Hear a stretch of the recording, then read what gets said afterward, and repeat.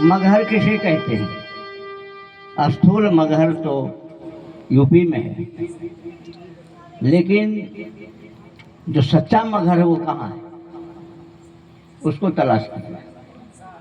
उस मगहर से जीव को कल्याण नहीं होने वाला है। जब तक अपने सच्चे दिल का मगहर को नहीं पहचानेंगे और काशी को नहीं पहचानेंगे, तब तक के बाहर के काशी, मथुरा, द्वारका, हरिद्वार का मगर ये तीर्थ आदि कल्याण हमारा नहीं कर सकता है। ये केवल बाह्य मन को रिझाने की वस्तु है, मन के तरंगों को दिखाने के लिए मिलता है। जाते हैं थोड़ी देर के लिए शांति मिलती है, लेकिन शाश्वत शांति नहीं मिलती। शाश्वत शांति मिलेगी नहीं कैसे? जबकि आप अभी आपने सुना मन मुंह को कहाँ डूडे बन गए, हमारे संत जी ने कहा। तो जो वस्तु अंदर है उस वस्तु को आप बाहर ढूंढते हैं तो वस्तु कभी मिलेगी? कभी नहीं मिलेगी। जो वस्तु अंदर है उसे अंदर ही ढूंढे। हमारे साहब ने ध्यान के ऊपर थोड़ा सा कहा, तो ध्यान है क्या? ध्यान को भी देखना, ध्यान क्या है क्या? मगहर क्या है? तो साहब ने कहा मन है मगहर, काया है काशी। मन है मगहर और काया है काशी, और दोनों बीच कबीर। दो बीच कबीर, काशी तजी मगहर को आए, ऐसो ज्ञान गंभीर। उसका नाम है मगहर। क्या समझे? उसका नाम है। अब मगहर यानी मन। मन है हमारा, आपका मगहर है। मग यानी दूसरा अर्थ व्याकरण दृष्टि से होता है। मग मतलब रास्ता होता है। मग मीन्स रास्ता। अब उसको जो हरण कर ले, यानी आप संसार के जीव, हम संसार के जीव किधर जा रहे हैं? अधःपतन की ओर जा रहे हैं। पानी का स्वभाव क्या है? ऊंचा उठना है। बताइए, पानी को ऊंचा उठाने के लिए, ऊपर ले जाने के लिए मशीन का प्रयोग करना पड़ता है, लेकिन गिराने के लिए कोई मशीन की जरूरत नहीं पड़ती। समझ में आई बात? पानी को ऊंचा ले जाने, टंकी में भरने के लिए हमें मशीन का उपयोग करना पड़ता है, लेकिन छोटा सा छेद टंकी में कर दें तो फिर क्या होगा? भरेगा तो 10 घंटे में और गिरेगा 1 घंटे में। यानी इंसान को, अपने आप को उस प्रभु परमात्मा, हम मोटे शब्दों में कहूँगा और सूक्ष्म में नहीं ले जाऊँगा, क्योंकि हमारी माता बहन कुछ, मैं राजस्थानी में रहता हूँ पर राजस्थानी गीत नहीं गा सकता हूँ। तो कहने का तात्पर्य यह है, उस परम तत्व तक जाने के लिए हमें इन वस्तुओं को जानना पड़ेगा। तो पानी का स्वभाव है जिस तरह का, यानी निम्नता की ओर जाना। वर्षा चाहे पहाड़ों पर हो, लेकिन पानी कहाँ टिकेगा? गहराई में। जहाँ गहरा होगा वहीं पानी टिकेगा। तो मन के स्वभाव भी है। मन को ऊंचा उठाने के लिए साहब कबीर कहो, परमात्मा को, खुदा कहो, गॉड कहो, कुछ भी ना, अनंत नामों से कहा जा सकता है। क्योंकि साहब ने कहा, भाई रे दो जगदीश कहाँ से आया, कौन है बौराया। अल्लाह राम करीमा के सब हरि हजरत नाम धराया। भाई रे दो जगदीश कहाँ से? जगदा नाम ईसा है, जगदीशा। जो जगत का ईश है, जगत का मालिक है, उसका नाम जगदीश है। अभी साहब ने विष्णु की चर्चा। विष्णु किसे कहते हैं? वेद व्याप्य विष्णु, जो समस्त जगत में व्याप्त है, उसका नाम विष्णु है। विष्णु को क्षीर सागर में रहने वाला नहीं, जिसको पैर दबाती है लक्ष्मी महारानी। ये तो स्थूल कल्पना है। ये क्या है? स्थूल का कल्पना है, जिसको आप शायद खोजेंगे ना, आज इंसान चंद्रमा पर गया, मंगल पर गया, लेकिन उस विष्णु को खोज नहीं पाया। खोजा? बताओ, कैलाश में शिव जी को दर्शन कर लिया, मिल गया, ब्रह्मा जी मिल गए, ब्रह्मलोक में जाकर के ब्रह्मा में ब्रह्मा जी हुए। क्या पा गया? चंद्रमा पर गया, मंगल पर गया, लेकिन अपने आप पर नहीं गया। तो बाहर तो हम उसको ढूंढते हैं, लेकिन भीतर जाने कभी कोशिश नहीं करते। कभी मिलेगा? तो मन है हमारा मगहर, मन है मगहर, और काया है ये का सी, का प्लस सी। का मतलब क्या? का मतलब क्या? सी मतलब कौन? सी, अब सी मतलब इंग्लिश में क्या होता है? देखना। सी मतलब देखना। अरे क्या इसको देख रहा है? इसको क्या देख रहा है? पढ़ने वाला समझ, जो समझने वाले समझ गए होंगे। का मीन्स क्या, और सी मीन्स देखने, सी मीन्स देखना। अरे इसको क्या देख रहा है? तो साहब कहाँ पर प्रकट हुए? अब जो पूरी कहानी हमें टाइम ही नहीं है, हमारे पास समय नहीं। साहब ने समय 10-5 मिनट के दिया। तो कहाँ खोजना है? तो काशी में तो आए। किस में आए? इस काया रूपी काशी में आए, लेकिन कहाँ गए अंत में? मगहर तो गए, मन में समाये। कहाँ समाये? मन में समाये। और सबका समाना मन में ही होता है। तो मन काया काशी छोड़ मगहर को आए, काया को छोड़ करके, काशी को छोड़ करके कहाँ है? मन में। सूक्ष्म मन सूक्ष्म है, काया स्थूल है। मन क्या है? मन को आप देखा है? देखते हैं क्या कोई? मन को आप नहीं देखते, लेकिन काया को सब देख रहे हैं। शरीर सबको दिख रहा है, लेकिन मन कहाँ रहता है आपको? मैं बता तो अभी मन कहाँ आपका है? मैं बताऊं? मन है अभी आपके आंख में। मन कहाँ है आपका? आंखों में, इसलिए आप हमें देख रहे हैं। अगर आंख में ना होगा तो भैंस का गाय के पास चला जाएगा। अगर मन आपका हर जाए एक पल के लिए, तो कहाँ जाएगा? गाय भैंस घर परिवार के पास चला जाएगा। समझ लो कि मन आपका कहाँ है। इसलिए साहब ने कहा, जागृत में मन कहाँ रहता है? जागृत में मन रहता है आंखों में, जागृत अवस्था में। और सोए में कहाँ रहता है? सूक्ष्म हो जाता है। स्वप्नावस्था में आप सोए रहते हैं पलंग पर, बिस्तर पर, और आपका मन कहीं दिल्ली बनारस की परिक्रमा कराता है। लेकिन शरीर तो कहाँ रहता है? शरीर रहता है आपका बिस्तर पर, और मन कहाँ चला जाता है? काशी, मथुरा, हरिद्वार, दिल्ली, प्रयाग, न जाने अमेरिका गए हो तो अमेरिका, रूसिया भी चले जाते हैं। तो मन को जाने में देर कितना लगता है? इतनी देर में क्या हमारा अंतरिक्ष यान जा सकता है?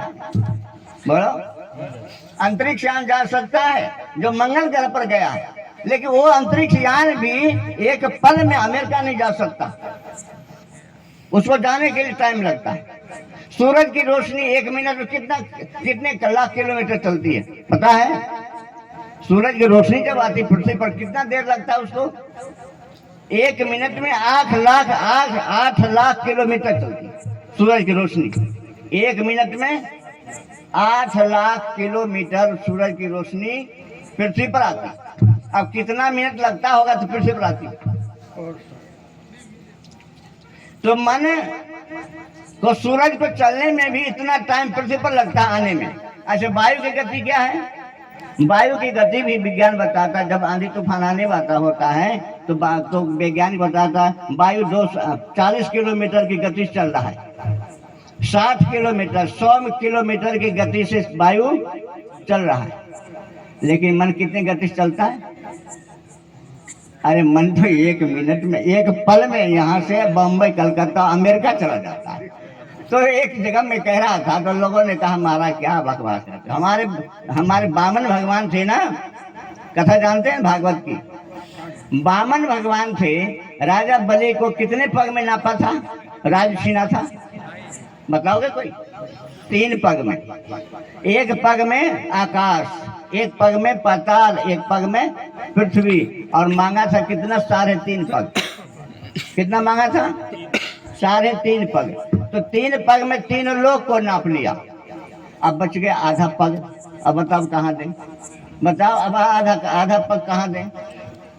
तो उनकी पत्नी रत्ना खड़ी थी, कहा हे नाथ, आप जब आपका सर्वस्व चला ही गया, तब ये इसको रख के क्या करोगे?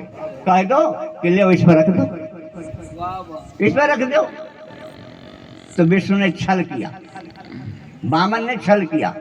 देखो ये देवों की कहानी है। किसकी? देवों की कहानी है। जो आदमी भक्ति मार्ग पर चलता है उसको गिराने के लिए लाख विघ्न आते। आप अगर भजन करने घर में बैठे तो आपको देखिए कितने विघ्न आते हैं। तो वामन भगवान ने क्या किया? उसके सिर पर पग रख करके कहाँ भेज दिया? पाताल में। तो मैंने कहा कि मन के बीच अत्यंत है। तो एक व्यक्ति ने कहा कथा ये सत्संग नहीं चल रहा। कहा महाराज आपकी बात गलत है, हमारे वामन भगवान 3 लोग 3 पग में नाप लिया। मैं कहा तेरा भगवान हमारे मन से छोटा है, हमारे मन से तुम्हारा भगवान छोटा है। कहा कैसे? कहा तेरे भगवान ने 3 पग में 3 लोग नापा, हमारे मन रूपी भगवान है 3 लोग को 1 पग में नापता, 1 पग यानी 1 पल में नापता। कौन बड़ा है? कौन बड़ा है? मन बड़ा है। इसलिए साहब ने कहा मन तो ही कहीं भी दिकर समझाऊं, मन तो है कहीं भी दिकर समझाऊं, मैं किस रूप में तुम्हें समझाऊं? अरे सोना हो तो सुहागा मंगाऊं, बंगनाल रसलाऊं, और धुवन की अग्नि की धुवन जलाकर जंतर तार खिंचाऊं।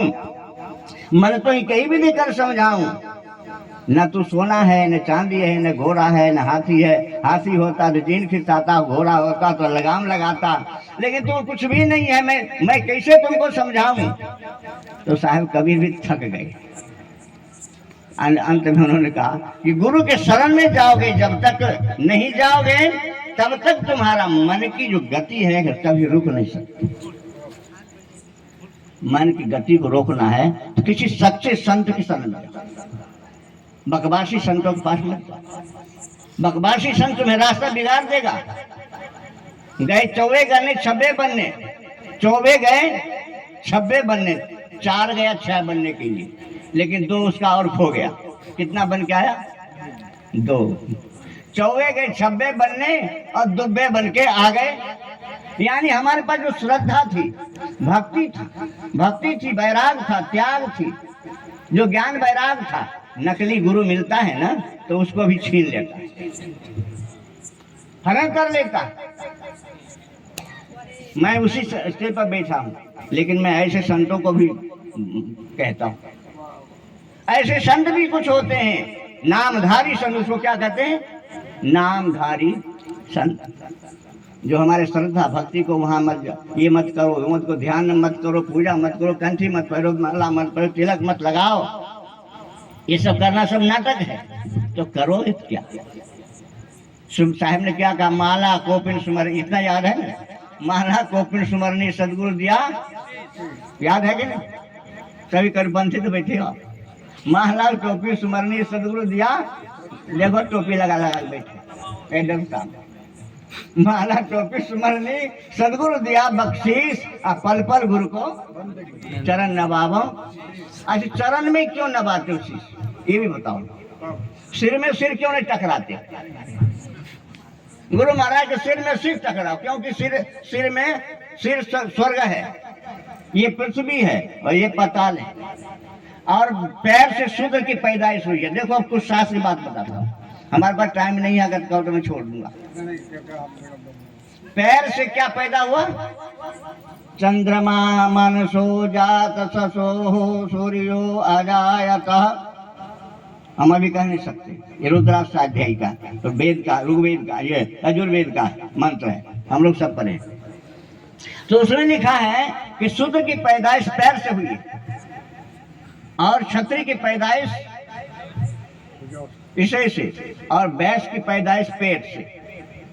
और ब्राह्मण की पैदाइश सिर से। जब ब्राह्मण की पैदाइश सिर से हुई है और क्षत्रिय की पैदाइश बाहों से हुई है और पेट की पैदाइश और भैंस की पैदाइश कहाँ से हुई? पेट से। और शूद्र पैदा हुआ कहाँ से? पैर से। अच्छा, गंगा कहाँ से निकली? आंख से, कान से, नाक से। थोड़ी बहुत कथा जानते हो? गंगा कहाँ से निकली है? भगवान विष्णु, अब मोटे स्थूल रूप में कहता हूँ, भगवान विष्णु के चरणार बिंद से। कहाँ से? भगवान विष्णु के चरणार बिंद से। और फिर वहां से चली, फिर कहाँ रुकी जाकर के? शंकर के जटा में। और शंकर के जटा से छुटी तब कहाँ रुकी? इस धरातल पर। कुछ तो यहाँ रही, कुछ पता नहीं चली। तो गंगा निकली कहाँ से? संतों के भगवान के चरणार बिंद से निकली ना। आंख से, कान से गंगा नहीं निकली, जिसमें जाके डुबकी लगाना चाहते हो। यानी शूद्र से पैदा हुई गंगा। किससे? शूद्र पैर से शूद्र की पैदाइश है, तो शूद्र से पैदा हुई। और शूद्र से पैदा होने वाली गंगा में नहा के डुबकी मार के क्या तुम्हारा कल्याण होगा? पाप छूटेगा?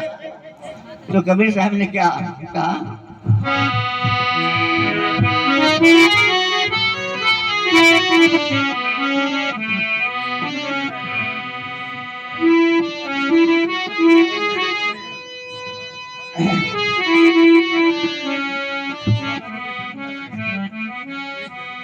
गंगा के नहाए से जो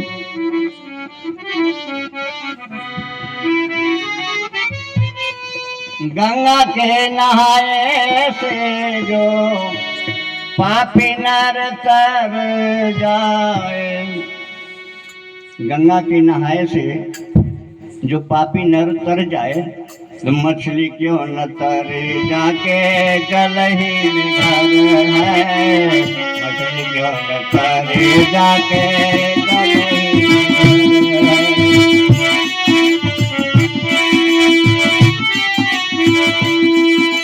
मछली क्यों न तरे जाके जल ही में घर है।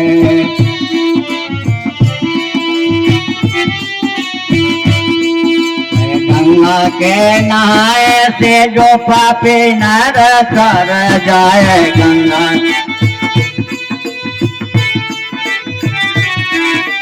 गंगा के नहाए से जो पापी नर तर जाए। गंगा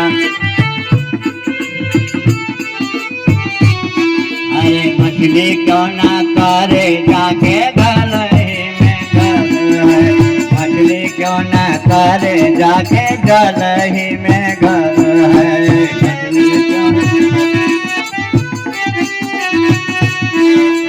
मछली क्यों ना करे जाके जल ही में घर है। मछली क्यों ना करे जाके गंगा के नहाए से जो पापी नर तर जाए। मछली क्यों ना करे जाके जल ही में घर है। मछली क्यों ना।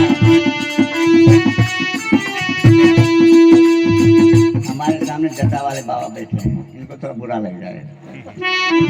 जटा के बढ़ाए से जो साधु नर तर जाए। जटा के बढ़ाए से जो जटा के बढ़ाए से जो पापी नर तर जाए। जटा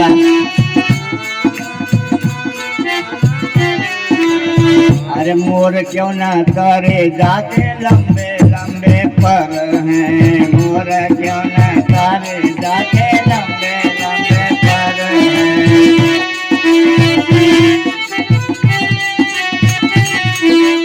मोर क्यों ना करे जाके लंबे लंबे पर हैं। मोर क्यों ना करे जाके लंबे लंबे पर हैं।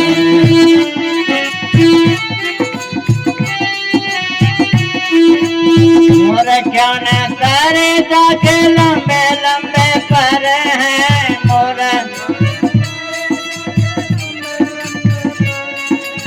मोर क्यों न करे जाके लंबे लंबे पर मोर क्यों न गंगा के नहाए सीटो पापी नर कर जाए गंगा के मछली क्यों न सारे जाके जल में घर है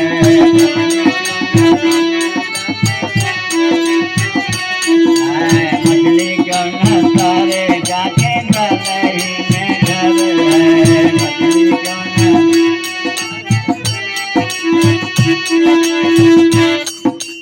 बोलो ससुर कबीर साहब की। अरे भैया मेरे पास समय तो है तो मन है मगर काया है काशी और दो बीच कबीर। कबीर मीन्स सदगुरु कबीर परमात्मा। कबीर मीन्स वो सहाय कबीर। तो अभी मैं विशेष कहूँगा तो शायद से कुछ बुरा भी लग जाएगा। वो कबीर साहब भी आज नहीं, देश से कबीर साहब आज नहीं। क्योंकि साहब ने कहा, क्या कहा, आया है सो जाएगा अरे राजा रंग फकीर को सिंहासन कभी चले बने जात को सिंहासन चढ़ी चले। कोई मरता है जब प्राण निकलने लगता है तो जीवन में अगर ये जीवन में कुछ काम अच्छा किया है तो उसका शरीर जब छूटने लगता है तो सोचता है मैंने जो करना था सब कर लिया। यानी उसको पश्चाताप की आग में जलना नहीं। लेकिन जिंदगी को जिसने स्वप्न के समान बिता दिया, खाना पीना भोगना, दौलत संपत्ति इकट्ठा करने में ही लड़ाई झगड़ा राग द्वेष छल प्रपंच राग संप्रदायवाद जातिवाद ऊंच नीच इन सब बातों में जो अपने आप को खो दिया वो तो जाने लगता है ना तब कहता हाय रे हाय मैंने कुछ भी नहीं किया। तो हाय हाय कर करके प्राण त्याग करता है। तो बड़ा बताओ हाय हाय करके प्राण त्याग करना है या हंस हंस के जाना? हंस हंस के जाना है। तो काम अच्छा कर ले,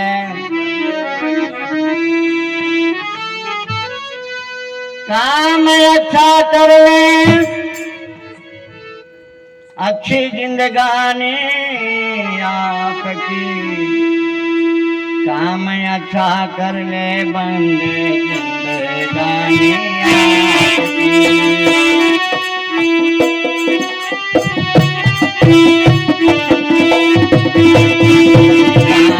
अच्छा कर ले बंदे जिंदगानी आपकी।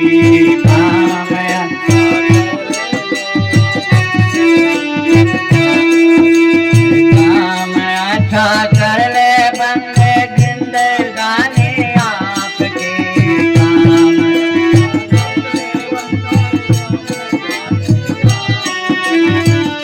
क्यों क्यों काम अच्छा कर ले अच्छी जिंदगानी आपकी। तो साहब ने कहा लोग भी सीखे सबक सुनकर, लोग भी सीखे सबक सुनकर कहानी आपकी।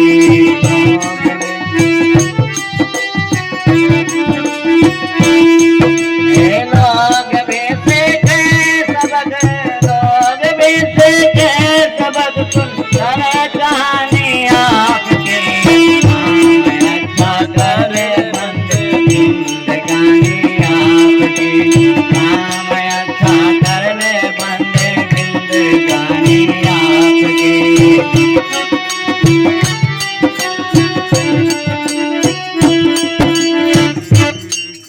अच्छा काम कर ले जीवन में सुख पाएगा और जीवन शांति में बीतेगा।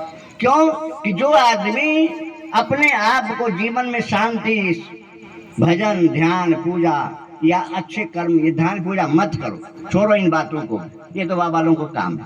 किनका काम है? ये बाबा लोगों का काम, आपका काम नहीं है। आपका काम है नित्य कर्म नियम से कायदे से करना, सच्चे धर्म पर रहना, सच्ची कमाई करना, अपने समाज और अपने परिवार के बीच में अच्छे सद्व्यवहार से जीना, इससे बड़ा कोई भजन नहीं होता। इससे बड़ा कोई भजन नहीं है। भजन तो खूब करते हो और घर वाले जा करके लठम लठ करते, वो कौन काम के भजन तुम्हारा है? तो भजन तो वो है जो घर में भी शांति, बाहर भी शांति। अगर बाहर शांति है पाया और घर में जाके कलह मचा दिया, वो मैं समझता हूँ वो भगत नहीं है, वो ठगत है। क्या है? वो भगत नहीं है, वो ठगत है, वो ठगता है। दिखावा कुछ और है और करना कुछ और है। तो साहब ने कहा मुख कछु और हृदय कछुआना, सपन सो नर मोहि न जाना। मुख कछु और हृदय कछुआना, सो नर सपन हूँ मोहि न जाना। मुख में कुछ और हृदय में कुछ और। महाराज साहब आपके मुख को देखते हैं या हृदय को? आप ही लोग बताओ, भजन तन से होता है या मन से? किससे होता है? आपके बच्चा नहीं पढ़ रहा है ठीक से, इधर उधर देख रहा है, क्या कहते हैं? क्या करता है? मन से पढ़ा कर। क्या कहते हैं? मन से पढ़ा कर। अरे बाबा बैठा तो हूँ किताब के पास में ही। अरे तू किताब के पास बैठा तो है, पर मन तो तेरा कहीं और खेत में पड़ा, न जाने कहाँ, शहर में न कहाँ घूम रहा, सिनेमा टीवी में घूम रहा, मोबाइल में घूम रहा। कहते हैं ना। तो मन से होता है या तन से? पढ़ाई किससे होती है? अब भजन किससे होता है? भजन भी मन से होता है, तन से नहीं होता। तन से तो कीर्तन होता है। तन से क्या होता है? कीर्तन होता है। कीर्तन का मतलब समझते क्या होता है? आप लोग बता सकते हैं कीर्तन का मतलब क्या होता है? कीर्तन में 3 अक्षर हैं, कीर्तन, कीर्तन 3 अक्षर है ना। और उसको उल्टा कर दो क्या हो जाएगा? नर्तकी। क्या होगा? नर्तकी। कीर्तन उसको विपरीत कर दो तो नर्तकी। अगर नर्तकी घर में आ जाए तो फिर क्या करेगी? लूट लेगी।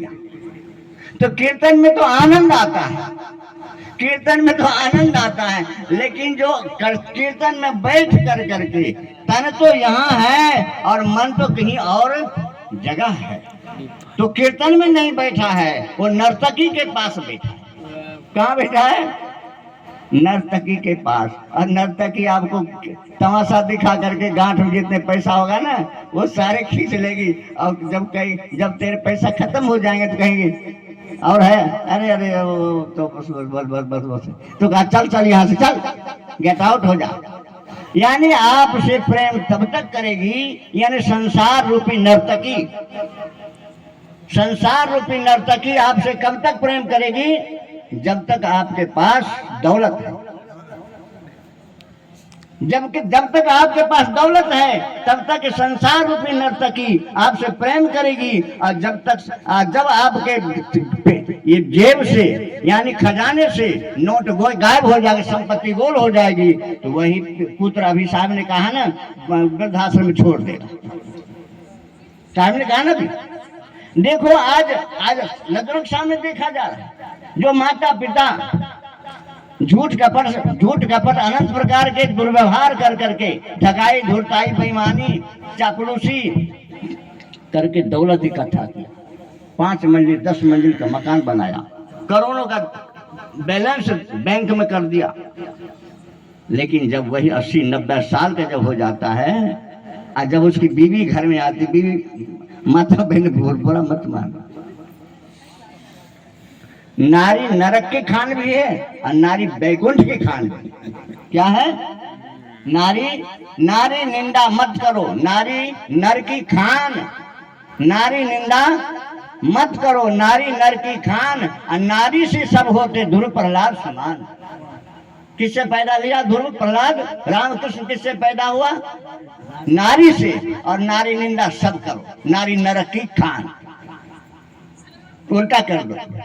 नारी निंदा सब करो, नारी नरक की खान, और नारी से नर होते रावण कंस शैतान। बोलो सदगुरुदेव की। होता है कि नहीं? बड़ा दोनों बात सत्य है कि नहीं? दोनों बात सत्य है। तो नारी, वो नारी मत बनो यानी। जननी तो वो जननी है जिसने कोई भक्त को पैदा किया। जननी सोई जो भक्त पैदा करे, और जननी वो नहीं है जो रावण कंस शैतान को पैदा करे। पिता वो है जो ध्रुव प्रहलाद को समान पैदा करे, पिता वो नहीं है कि रावण कंस शैतान की तरफ पैदा। पिता हुआ, लेकिन पिता आज वही पिता कहाँ जा रहा है? वृद्धाश्रम में जा रहा है। वही माँ वृद्धाश्रम में जा रही है, क्योंकि बच्चों का भी संस्कार के विषय में साहब ने बात की। तो संस्कार नहीं दिया, अच्छे संस्कार नहीं दिया। बचपन से टुन्नू मुन्नू न जाने कौन कौन नाम रख दिया उसका।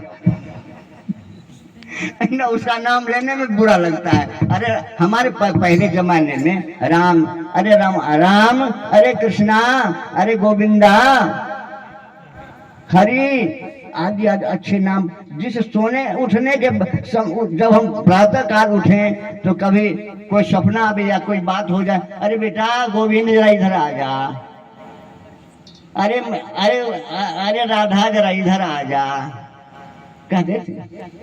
देखो अनायास हमारे मुख से क्या निकलता है? भगवत शब्द निकलता है। अनायास न लेना चाहते हैं तो भी हमारे मुख से अनायास ही भगवत नाम निकलता है।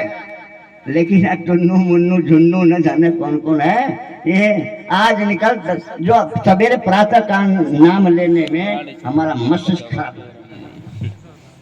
तो संस्कार तो हम बिगाड़ते हैं ना। तो संस्कार जब तुमने बिगाड़ा है, बच्चा थोड़ा सा 3 वर्ष का 2 वर्ष का ही हुआ, स्कूल में भेज दिया। 2 वर्ष का बच्चा हुआ, मैं देखता हूँ हमारे यहाँ 2.5 साल का बच्चा है ना, चलना नहीं आता है, उस बच्चे को चलना नहीं आ रहा है। माँ उसको